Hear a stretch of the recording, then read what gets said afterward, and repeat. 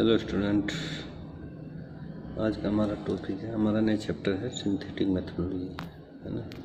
अगर green chemistry की बात करते हैं तो हमारे पास जनरली जो ट्रेडिशनल मेथड होते हैं उसकी बजाय अगर हम सिंथेटिक मेथड इस्तेमाल करें, यानी कि हम अल्टरनेटिव मेथड बोल रहे हैं आज के लिए, तो जनरली इनसे क्या होगा कि हम जनरली ऐसे प्रोटोकॉल इसमें इस्तेमाल करते हैं, ऐसे मेथड इस्तेमाल करते हैं जिसमें कम से कम हमारा एनवायरनमेंट इफेक्ट हो।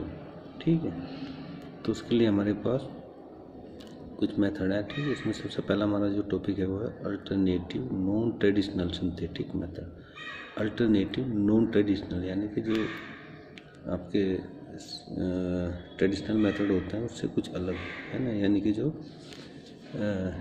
ग्रीन केमिस्ट्री के लिए रेस्पॉन्सिबल हो या कम से कम आपका एनवायरनमेंट जो है वो इफेक्ट करे, है ना, उसके लिए। तो सबसे पहले हमारे पास है alternative non traditional synthetic method, है ना। जनरली हम बहुत सारे मेथड इस्तेमाल करते हैं, केमिकल मेथड हम लेबोरेटरी में ना सिंथेसिस के लिए, लेकिन उसमें हमारे पास क्या है जनरली हम उसमें बेसिक जो प्रोसीजर है वो इस्तेमाल करते हैं। लेकिन आजकल हम क्या कर रहे हैं, जनरली सिंथेटिक मेथड इस्तेमाल कर रहे हैं। सिंथेटिक मेथड में हम जनरली, ठीक है, कुछ ऐसे हम प्रोसीजर इस्तेमाल कर रहे हैं कि जैसे हमने क्या किया गया है ना कि कुछ ऐसे प्रोसेस इस्तेमाल कर रहे हैं। जैसे हमने क्या किया, किसी कंपाउंड को हमने सिंथेसाइज करने के लिए हम क्या कर रहे हैं, उसका सेपरेशन कर रहे हैं, प्यूरिफिकेशन कर रहे हैं, स्टोरेज कर रहे हैं, पैकेजिंग कर रहे हैं हम, ठीक है, जो हम, है ना, डिस्ट्रीब्यूशन, ये सब हमारे पास जनरली, है ना, मेथड इस्तेमाल कर रहे हैं। ठीक है, तो इसके लिए हम क्या करते हैं, जनरली इंस्ट्रूमेंट इस्तेमाल करते हैं। और इंस्ट्रूमेंट के लिए हमारे पास क्या है, जनरली अगर हम देखें कि हमें हीट करना है तो हमारे पास क्या होते हैं, ओवन होते हैं, ठीक है, फर्नेस होती है। इस तरीके से जैसे भी हीट करते हैं या हम कुछ मतलब उनको यूज करते हैं तो उससे क्या होता है, जो एनर्जी है वो बाहर निकलती है, किसकी फॉर्म में निकलती है, हीट की फॉर्म में, जिससे क्या होता है एनवायरनमेंट कोजेज होते हैं। ठीक है, अलग अलग टाइप के जो एनवायरमेंटल इफेक्ट होते हैं, तो उनको रोकने के लिए हम क्या करें, यहाँ पे नॉन ट्रेडिशनल मेथड इस्तेमाल करते हैं। तो उसके लिए हमारे पास जनरली क्या है, ठीक है, कि जैसे हम क्या करते हैं, इसमें हमारे पास हो गया माइक्रोवेव मेथड हो गया, है ना। माइक्रोवेव टेक्नोलॉजी हम इस्तेमाल कर रहे हैं इस टाइम बहुत ज़बरदस्त तरीके से, है ना, जिसके लिए जिससे हम क्या करते हैं, बहुत ईजिली हम उसको क्या करते हैं, ठीक है, जो सिंथेसिस है वो कंप्लीट कर लेते हैं, तो कम से कम उसमें इफेक्ट होता है। ठीक है, या हमारे पास और भी मेथड है, ठीक है, जैसे हमारे पास इसमें होगा फोटोकेमिकल सिंथेसिस। फोटोकेमिकल मेथड में इस्तेमाल कर रहे हैं, इसमें हम क्या करते हैं, जो सनलाइट होती है उसकी एनर्जी को हम क्या है ना इस्तेमाल करते हैं, और उससे हम क्या करते हैं, सिंथेसिस करने की कोशिश करते हैं। तो उससे क्या होगा, यानी कि जो एनवायरमेंटल कोजेज है वो कम से कम होगा, है ना। ऐसे हमारे पास जनरली हम माइक्रोवेव इस्तेमाल कर रहे हैं, अल्ट्रासाउंड इस्तेमाल कर रहे हैं, अल्ट्रासोनिक वेव, है ना, इनको हम इस्तेमाल कर रहे हैं। ठीक है, तो हमारे पास है। अगर हम देखें जनरली ये हम बोल रहे थे किस टाइप के जो मेथड होते हैं वो ग्रीन केमिस्ट्री के लिए, है ना, सूटेबल होते हैं, यानी कि ये ग्रीन केमिस्ट्री का एक पार्ट होता है। ठीक है, तो हमारे पास क्या है, कुछ न्यू हमने इसमें मेथड इस्तेमाल करे, प्रोसेस इस्तेमाल कर रहे, जैसे हमारे पास हमने ही दिया हुआ है एक चार्ट समझाया, इंटेंसिव प्रोसेसिंग, ठीक है, सुपर क्रिटिकल सॉल्वेंट्स, है ना, ये हमने भी डिस्कस किया है, सुपर क्रिटिकल सॉल्वेंट्स है।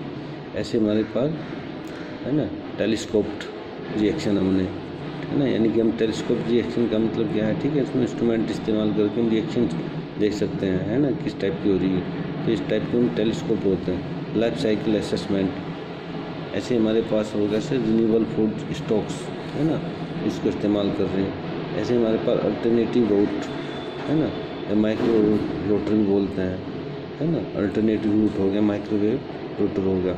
लेकिन अगर हम देखें तो क्लीन टेक्नोलॉजी पुल, है ना, अगर हम ग्रीन, है ना, क्लीन टेक्नोलॉजी पुल की, यानी कि जनरली ये बोलते हैं एनवायरमेंटल फ्रेंडली, है ना, जैसे हमारे पास नॉन वोलेटाइल सॉल्वेंट्स हो गया, कैटालाइसिस हो गया, ऐसे हमारे पास इसमें, है ना, तो जो बोल रही है सॉल्वेंट लेस सिंथेसिस हो गया, ऐसे हमारे पास अल्टरनेटिव एनर्जी सोर्स हो गया। ये सब इम्पोर्टेंट हम जो मेथड है, मेथडोलॉजी है, उसको इस्तेमाल कर रहे हैं, है ना। तो अभी हमने इसमें कहा कि non traditional synthetic methodology use होता है ना, इसमें हम क्या क्या इस्तेमाल कर रहे हैं जनरली, जैसे हमने super critical solvent free radiation reaction, oxidation reaction, catalytic reactions, ठीक है, ये सब हम कुछ इम्पोर्टेंट प्रोसीजर इसमें इस्तेमाल कर रहे हैं। और इनके लिए हम जनरली क्या कर रहे हैं, है ना, कुछ ऐसे इंस्ट्रूमेंट इस्तेमाल कर रहे हैं कि जो कम से कम आपके चीप बेस्ट हों, कम से कम आपका एनवायरनमेंट इफेक्ट करते हो। जैसे हमारे पास फोटोकेमिकल सिंथेसिस, ये भी एक इम्पोर्टेंट नॉन ट्रेडिशनल, है ना, क्या है, प्रोसीजर है, मेथोडोलॉजी है। ग्रीनर, इसको हम जनरली क्या बोलते हैं, ग्रीनर सिंथेसिस मेथोडोलॉजी बोलते हैं, है ना। तो ये सब हमारे पास क्या है, अल्टरनेटिव मेथड हो गए, है ना, किसके, है ना, यानी कि सिंथेटिक मेथोडोलॉजी के, है ना। इसमें हमारे पास माइक्रोवेव हो गया, अल्ट्रासाउंड हो गया, ये भी सब, ये अल्ट्रासोनिक वेव्स हम बोल रहे हैं, ये भी सब इसमें आती है, ये भी सब न्यू सिंथेटिक अप्रोच है। अब हमारे पास है माइक्रोवेव सिंथेसिस। हमें पता है माइक्रोवेव को हम जनरली, ठीक है, आजकल महिला भी बहुत इसका इस्तेमाल कर रही हैं और इसको हम जनरली किचन में भी इस्तेमाल करते हैं। तो माइक्रोवेव, ये जनरली क्या होता है कि इससे हीट जो है वो बाहर नहीं निकल पाती, ठीक है। इसमें क्या होता है, जनरली माइक्रोवेव रेडिएशन होती है। माइक्रोवेव रेडिएशन के थ्रू, है ना, हम क्या करते हैं, सिंथेसिस कराते हैं, हीट कराते हैं, ठीक है, हम इसमें केमिकल रिएक्शन कराते हैं। तो इसके थ्रू जनरली क्या होगा, एनवायरमेंटल कोज कम से कम होगा, यानी कि एनवायरमेंटल इफेक्ट बहुत कम होगा, है ना। तो जनरली अगर हम देखें तो ये सब हमने इसमें इसी का डिस्कस किया कि माइक्रोवेव क्या होता है, कम से कम इसमें, है ना, मैक्सिमम यील्ड आती है, कम से कम इसमें, है ना, लॉस होता है, टेम्परेचर हमारा इसमें जनरली कितना भी हम इसमें, ठीक है, सेट कर सकते हैं। तो इसके थ्रू हम जनरली जो सिंथेसिस है वो बहुत आसानी से कंप्लीट कर लेते हैं, है ना। अगर हम माइक्रोवेव रीजन की बात करें, है ना, तो लगभग 1946 में सबसे पहली बार जो है ना, ये माइक्रोवेव लेबोरेटरी, या हम जनरली बोल रहे हैं कि इस टाइप की जो अप्रोच है वो 1946 में सबसे पहले इंट्रोड्यूस हुई थी। और लगभग 1947 में सबसे पहली बार इसको लेबोरेटरी में इस्तेमाल भी किया गया था। और फर्स्ट माइक्रोवेव जो बना था, है ना, लेबोरेटरी इंस्ट्रूमेंट जो है माइक्रोवेव से रिलेटेड, वो कब बना था, 1978 में, ठीक है। और इसका यूज़ भी हमने किस में किया है, केमिकल एनालिसिस में, यानी केमिकल प्रोसेस में, ठीक है। जैसे हमारे पास क्या होगा, जिनमें बहुत सारे, है ना, एक तो हमारे पास हो गया जने, है ना, एक तो हो गया उसमें, ठीक है, चार्जिंग, है ना, चार्जिंग में हो गया, एशिंग में हो गया, है ना, डाइजेशन में हो गया, एक्सट्रैक्शन में हो गया, ये सब हमारे पास है ना, इसको हम इस्तेमाल करते हैं। लेकिन अगर हम कमर्शियल तरीके से बात करें तो है ना, लगभग 2000 में सबसे पहले, है ना, यानी कि माइक्रोवेव केमिकल प्रोसेस का इस्तेमाल किया गया था, यानी कि माइक्रोवेव इंस्ट्रूमेंट का इस्तेमाल किया गया था, जिसको हमने इस्तेमाल किया था केमिकल एनालिसिस में, ठीक है। अगर हम देखें तो उस वजह से, क्योंकि इससे कम से कम कोजेज होते हैं, सबसे कम से कम एनवायरमेंटल इफेक्ट होते हैं, और ईजिली हम इससे 100% डील जो है वो इससे प्रोड्यूस कर सकते हैं। इस वजह से हम जनरली माइक्रोवेव को क्या बोलते हैं, ये, है ना, इसलिए हम इसको बोलते हैं माइक्रोवेव को जनरली ये ग्रीन केमिस्ट्री का पार्ट है ना। और माइक्रोवेव होते क्या हैं जनरली, अगर हम देखें, एक टाइप की इलेक्ट्रोमैग्नेटिक रेडिएशन होती है, जो कि रीजन होता है किसका, जनरली इंफ्रारेड रेडिएशन का और रेडियो वेव्स की, है ना, इनके बीच की रेंज होती है।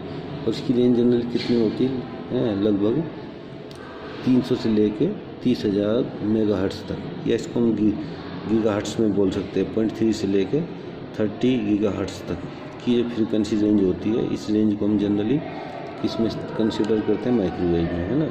अगर हम देखें इसमें जनरली इसमें, ठीक है, ये जो रेंज होती है जनरली किसके लिए होती है, यानी कि जो रेडिएशन जो निकल रही है, एनर्जी निकल रही है मोलिकुलर रोटेशन के लिए, कि मोलिकुलर स्ट्रक्चर के लिए, ठीक है। और लगभग 240 अगर हम देखें, है ना, तो जो इसका स्पेसिफिक रीजन होता है ना, यानी कि अगर किसी एक स्पेसिफिक माइक्रोवेव का है ना, तो लगभग 2400 से लेकर 3000 मेगा हर्ट्ज़ तक के आसपास की इसकी रेंज होती है, जिसको हम ज़्यादातर लेबोरेटरी में इस्तेमाल करते हैं, ठीक है। तो आपका इम्पोर्टेंट टॉपिक है, कल हम इसका डिफरेंस देखेंगे कि जनरली जो सिंपल, इसका डिस्कस करेंगे difference between normal and microwave reaction, है ना, जो रिएक्शन हो रही है नॉर्मल रिएक्शन और माइक्रोवेव, उसमें क्या डिफरेंस है।